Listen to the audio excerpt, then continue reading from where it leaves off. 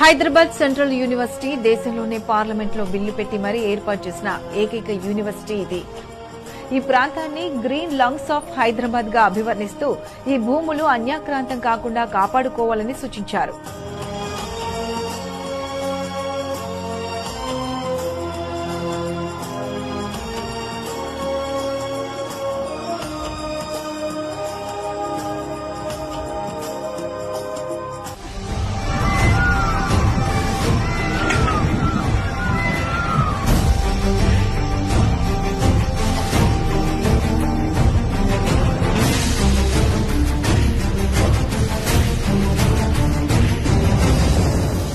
ఇక Hyderabad central university campus లో పోలీసుల అరాచక పర్వం, యూనివర్సిటీ భూములు కాపాడుకోవడం కోసం గలమెత్తిన విద్యార్థుల పట్ల కాంగ్రెస్ సర్కార్ రాక్షసత్వం, అమ్మాయిలను సైతం జుట్టుపట్టి లాక్కెళ్లిన దాష్టికం,